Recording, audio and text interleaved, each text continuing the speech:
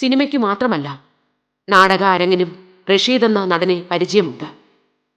നാടകങ്ങളിലൂടെ കൂടുതൽ സ്റ്റേജുകളിലെത്താനും ഒരുപാട് ആളുകളുടെ സ്നേഹം നേടാനുമാകുമായിരുന്നു ഈ നടന്. പക്ഷേ സിനിമയെ ഏറെ മോഹിച്ചുപോയ റഷീദ് നാടകവേദിയോടുള്ള ചങ്ങാത്തം ഉപേക്ഷിക്കുകയായിരുന്നു. ഞാൻ പ്രൊഫഷണൽ ട്രൂപ്പിൽ ഒരു 3 കൊല്ലം ഉണ്ടായിരുന്നു. ഒരു ട്രൂപ്പിൽ തന്നെ ഒരു 3 കൊല്ലം ഉണ്ടായിരുന്നു. പിന്നെ അമിച്ചർ നാടകങ്ങളിലുണ്ടായിരുന്നു. പിന്നെ ഞങ്ങളുടെ സ്റ്റേറ്റ് ട്രാൻസ്പോർട്ടിൻ്റെ വർഷം തോറുമുള്ള ഒരു കോമ്പറ്റീഷനിൽ സ്റ്റേറ്റിലെ ഏറ്റവും നല്ല നടൻ്റെ പ്രൈസ് എനിക്കാണ് കിട്ടിയത്. വീരസ്വർഗം എന്ന നാടകത്തിൽ മേജറായിട്ട് അഭിനയിച്ച ആ വേഷത്തിന്. സിനിമയ്ക്ക് പ്രാധാന്യം കൂടുതൽ കൊടുത്തു. പടങ്ങൾ കിട്ടുകയാണെങ്കിൽ അതിൽ അഭിനയിക്കാമെന്ന് വെച്ചാൽ ഇങ്ങനെ കുറേ പടങ്ങൾ അപ്പോഴും കിട്ടി. ആ സമയത്തൊക്കെ കുറേ പടങ്ങൾ കിട്ടി. അതോടെ നാടകം നിർത്തി. നാടകം ഞാൻ പ്രൊഫഷണൽ ഇപ്പോൾ 2 കൊണ്ടോ പറ്റിയില്ല. ആഗ്രഹിക്കാതിരുന്നിട്ടും സിനിമയിലെത്തി. സിനിമയോട് അടുപ്പമായപ്പോൾ നല്ല വേഷങ്ങൾക്കായി മോഹിച്ചു.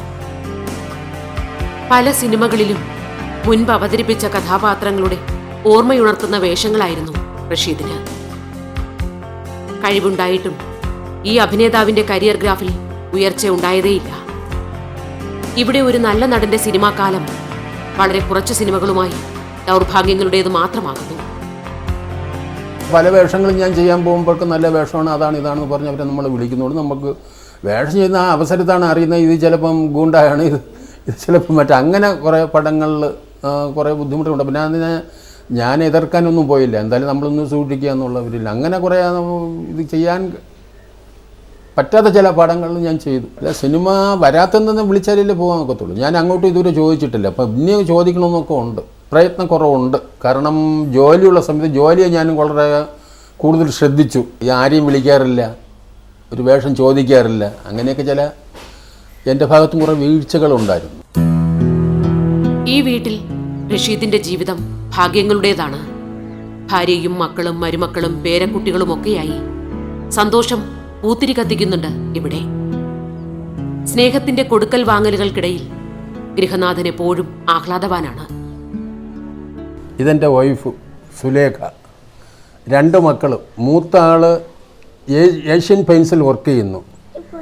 രണ്ടാമത്തെ ആള് മകള് ഷെറി, അത് മരുമകൾ ഷെറീന. ഇതൊക്കെ പേരക്കുട്ടികൾ. ജീവിതത്തെ പോസിറ്റീവായി കാണുന്ന ഒരാളാണ് റഷീദ്. സങ്കടങ്ങൾ ഉണ്ടായിട്ടുണ്ട്, നിരാശകൾ ഉണ്ടായിട്ടുണ്ട്.